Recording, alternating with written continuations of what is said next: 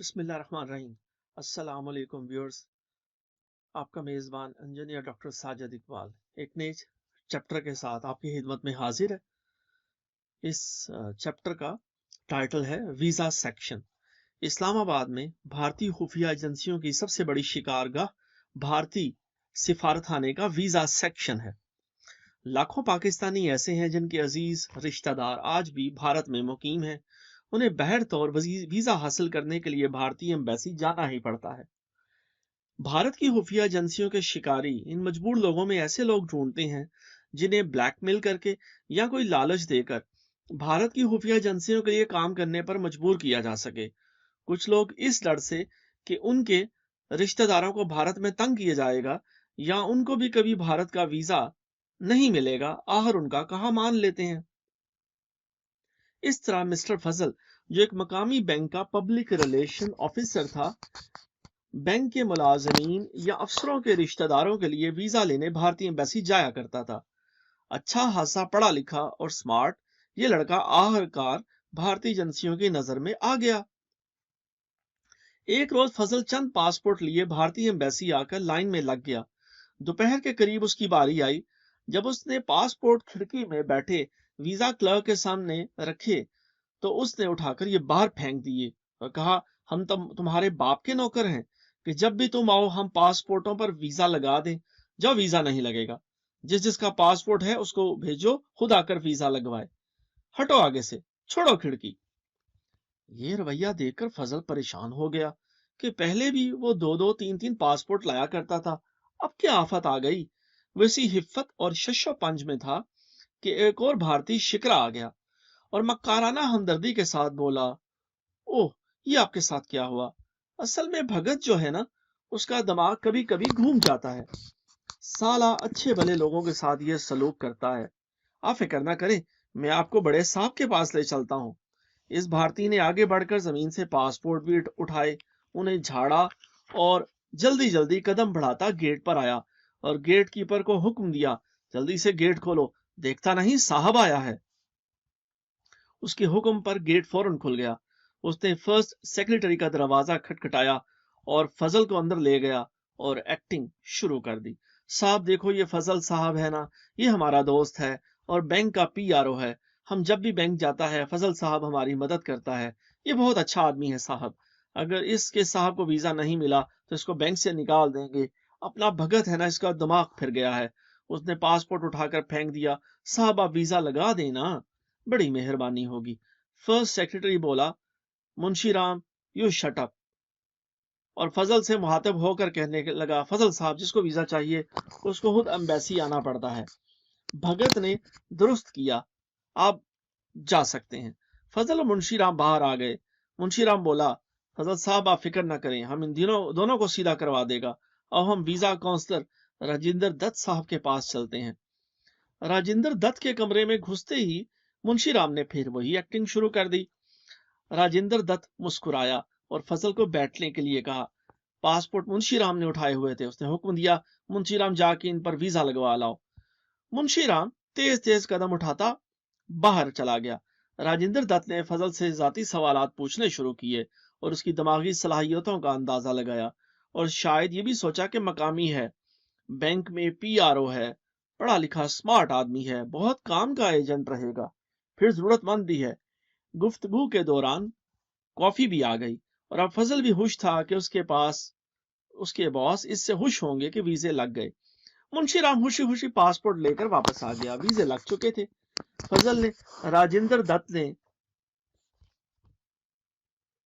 فضل کا شکریہ ادا کیا تو اور کہا، بھگت نے جو آپ کے ساتھ بدتمیزی کی ہے میں اس کے لیے شرمندہ ہوں۔ اصل میں کھڑکی میں بیٹھا آدمی بھی اکتا جاتا ہے، اور پھر آپ کے بھائی لوگ ویزا کے لیے تنگ بھی بہت کرتے ہیں۔ بہرحال آپ نے جب بھی آنا ہو منشی رام سے مل لیا کریں، وہ میرے پاس لے آیا کرے گا۔ منشی رام نے تو جیسے بہت بڑا مار کا سر کر لیا ہو، خوشی فضل کے ساتھ باہر گیٹ تک آیا اور کہنے لگا، فضل صاحب منشی رام آپ کا نوکر ہے، جب بھی ویزا چاہیے میرے پاس آ جاؤ، میں ادھر ہی رہتا ہوں، میری زیادہ ڈیوٹی گیٹ کے باہر لگتی ہے۔ اگلی بار جب فضل چند اور پاسپورٹ لے کر گیا تو منشی رام باہر ہی کھڑا تھا۔ فوراً اسے اندر کونسلر रंजीत दत्त के पास ले गया। फिर रंजीत दत्त के हुक्म पर वीजा लगवाने के लिए उसके पासपोर्ट ले गया। रंजीत दत्त ने कॉफी मंगवाई और इधर उधर की बातें शुरू कर दी, जैसे वो एक दूसरे को मुद्दत से जानते हों और दोस्त हों। पासपोर्ट जब वापस आ गए और फजल उठने लगा तो रंजीत दत्त ने मेज की दराज से एक हिंदुस्तानी साड़ी निकाल कर दी और कहा, फजल मियाँ, आपकी नई नई शादी हुई है, ये तोहफा हमारी तरफ से अपनी बेगम के लिए ले जाइए। फजल कुछ परेशान सा हो गया। वो बाहर जाने लगा तो रंजीत ने कहा, फजल साहब, हमारे लड़के बाहर जाते हुए डरते हैं। आप जानते हैं कि आपके खुफिया वाले हर जगह उनका पीछा करते हैं। मुझे असल में पाकिस्तान की इस साल की इकोनॉमिक सर्वे ऑफ पाकिस्तान की रिपोर्ट चाहिए। अगर आप लेते आए तो ममनून होऊंगा। फजल ने वादा तो कर लिया, पर बड़ा परेशान हुआ कि कहीं उसे एजेंट तो नहीं बनाया जा रहा। उसने अपने एक दोस्त से बात की जो इत्तफाकन मेरा भी जानने वाला था। वो दोस्त उसे उसी रात ही मेरे घर ले आया। फजल घबराया हुआ था और उसने मुझे अपनी सारी बिपता सुनाई। मैंने उससे बताया कि भगत की सख्ती और रंजीत की नरमी सब ड्रामा है। असल बात यह है कि वो तुम्हें फंसाना चाहते हैं। ये सुनकर फजल ने वो साड़ी मेरे सामने ऐसे फेंक दी जैसे वो सांप हो जो उसे डसने वाला हो। फजल बहुत नर्वस था। मैंने उसको तसल्ली दी और कहा, घबराओ नहीं, चलते जाओ, ये गेम अच्छी चलेगी। तुम अपने दफ्तर में बताए बगैर काम करते रहो। फजल ने कहा, नहीं जनाब, मुझे ऐसी नौकरी नहीं चाहिए। मैं लानत भेजता हूँ ऐसी नौकरी पर। मैं आइंदा भारतीय एम्बेसी नहीं जाऊंगा। नहीं नहीं, हौसला रखो, हमें भी तुम्हारे जैसे मुहिब वतन लोगों की तलाश रहती है। फिक्र मत करो। और इकोनॉमिक सर्वे ऑफ पाकिस्तान कोई खुफिया किताब नहीं, ये आम दुकानों पर मिल जाएगी। असल में ये तुम्हारा पहला टेस्ट है। जब अगली दफा जाओ तो ये किताब साथ लेते जाना, और जब भी वहां जाओ और जब भी मुलाकात हो, बाद में मेरे पास आ जाया करो। मैंने उसे मुलाकात के तरीके, जगह और औकात भी बता दिए, ताकि अगर भारतीय एजेंट उस पर नजर रखे हों तो मुझ तक ना पहुंच पाए, वरना खेल बिगड़ जाएगा। अगली दफा फजल इकोनॉमिक सर्वे ऑफ पाकिस्तान साथ ले गया। रंजीत दत्त बहुत खुश हुआ और कहा, अब तुम हमारे दोस्त बन गए हो। एक और काम करो, कोई अपना दोस्त सीबीआर में बनाओ और ये पता लगाओ कि पाकिस्तान ने इस साल कितना तांबा बाहर से मंगवाया है या मंगवाने का इरादा रखता है। सीबीआर वाले चूंकि कस्टम ड्यूटी लगाते हैं, उनके पास ऐसी सारी तफसीलात होती हैं। फजल जब चलने लगा तो दत्त ने मेज की दराज से शराब की एक बोतल निकाली और फजल को देते हुए कहा, प्यारे, दोस्ती लगाने के लिए ये सबसे कारआमद हथियार है। मैं तो शराब नहीं पीता, फजल बोला। अरे तुझे कौन दे रहा है? ये उस सीबीआर वाले को देना जिससे तुम इंफॉर्मेशन लोगे। अरे बहुत से पाकिस्तानी शराब के पीछे मारे मारे फिरते हैं। जिसे एक बोतल देगा, उससे जो मांगोगे वो दे देगा। आजमा के तो देखो। फजल शराब की वो बोतल लिए जो दत्त ने अखबार के कागज में लपेट कर दी बाहर आने लगा। मैंने फजल से कहा, जब दूसरी दफा जाओ तो कह देना मुझे तो बहुत डर लग रहा है, मेरा कोई जानने वाला सीबीआर में नहीं है। इसी फिलहाल ये इतला नहीं दी जा सकती, लेकिन मैं कोशिश जारी रखूंगा। जाहिर है तांबा असलहा बनाने के काम आता है, और दत्त ये जानना चाह रहा है कि हमने कितना दरामद किया और इसमें से सरकार ने कितना मंगवाया। फजल के इस बयान को तस्लीम कर लिया गया और मिस्टर दत्त ने उससे बच्चों की मिठाई के लिए 300 रुपए दिए। फजल बेहतरीन अदाकारी कर रहा था और मिस्टर दत्त को कामयाबी से जुल दे रहा था। उन्हीं दिनों वीजा सेक्शन के फर्स्ट सेक्रेटरी का तबादला हो गया। मिस्टर दत्त ने फजल को सेकंड सेक्रेटरी से मुतारिफ करवा दिया।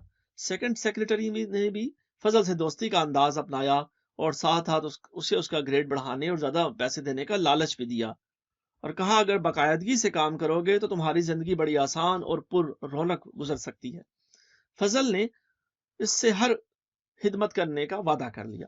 फजल चूंकि अब बाकायदा तौर पर एजेंट के तौर पर काम कर रहा था और भर्ती हो रहा था, इसलिए उसे एक फॉर्म पुर करवाया गया जिसमें उसकी और उसके खानदान की तमाम तर तफसीलात दर्ज करना थी। फजल की तनख्वाह 500 रुपये माहाना तय पाई, और यह भी फैसला किया गया कि बगैर किसी काम के वीजा ऑफिस आना खतरनाक हो सकता है, लिहाजा अब खुफिया मुलाकातों का सिलसिला वीजा ऑफिस के बजाय दूसरे मकामात पर जारी रखा जाएगा। ये मुलाकातें मामूल के मुताबिक होती रहीं और फजल हमें हर मुलाकात की तफसील बताता रहा। हमें इन मुलाकातों की निगरानी करने की चंदा जरूरत नहीं थी, کہ فضل ڈبل ایجنٹ کے طور پر اپنا کردار بہترین انداز سے نبھا رہا تھا۔ وہ دیانتداری اور بھرپور اعتماد سے اپنے فرائض انجام دے رہا تھا۔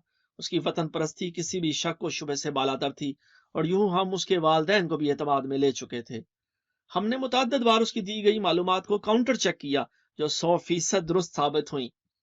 اس کی مہیا کی گئی رپورٹوں سے ہمیں بھارتی سفارت خانے میں بھارتی ایجنٹوں اور ان کے سرگرمیوں کے بارے میں کارآمد معلومات ملتی، اور ہم ان کی مدد سے اپنے ریکارڈ کو بھی اپڈیٹ کرتے رہے۔ چند ملاقاتوں کے بعد فضل کو چھوٹی موٹی معلومات پہنچانے کی ذمہ داری سے سبکدوش کر دیا گیا، اور اب اسے اپنی تمام توجہ پاکستان کی ایٹمی توانائی کے شعبے کی طرف مبذول کرنے کی ہدایت دی گئی۔ یہ ہدایت ہماری توقع کے عین مطابق تھی۔ ہمیں علم تھا کہ اب تک فضل کی صرف ٹریننگ کی جا رہی تھی، اور بھارتیوں کا اصل target Pakistan atomic energy commission تھا۔ معمول کا کھیل جاری تھا کہ ایک روز ہمارے ادارے میں اعلیٰ سطح پر یہ فیصلہ کیا گیا کہ اس سلسلے میں مزید پیش رفت خطرناک ہو سکتی ہے، اور اب ہمیں مزید رسک نہیں لینا چاہیے۔ اب تک ہم بھارتی سفارت خانے میں ان کے خفیہ ایجنٹوں کی شناخت کر چکے ہیں، اور ان کی پاکستان دشمن سرگرمیوں کے ناقابل تردید ثبوت بھی حاصل کر چکے ہیں۔ ہماری رپورٹ پر دفتر خارجہ نے مسٹر رنجیت دت اور ان کے سیکنڈ سیکرٹری کو ناپسندیدہ شخصیت قرار دے کر پاکستان سے نکل جانے کا حکم سنا دیا، مگر بدلے میں نئی دہلی میں ہمارے کونسلر ایس ایم ذوالفقار اور سیکنڈ سیکرٹری مجیب کو بھی ناپسندیدہ سفارتکار قرار دے کر پاکستان بھیج دیا گیا۔ ہمیں یقین ہے کہ ہمارے سفارتکار بے گناہ تھے، مگر عالمی سطح پر کسی بھی ایسے عمل کا رد عمل یہی ہوتا ہے جس کا مظاہرہ بھارت کے دفتر خارجہ نے کیا تھا۔ ایک محب وطن پاکستانی فضل نے بغیر کسی معاوضے کے اپنے ملک و قوم کی بیش بہا خدمت کی۔ سردی ہو یا گرمی، رات ہو یا دن، عید ہو یا رمضان، فضل بہت لگن اور محنت سے کام کرتا رہا۔ یقیناً پاکستان ایسے محب وطن سرفروشوں ہی کی سرزمین ہے۔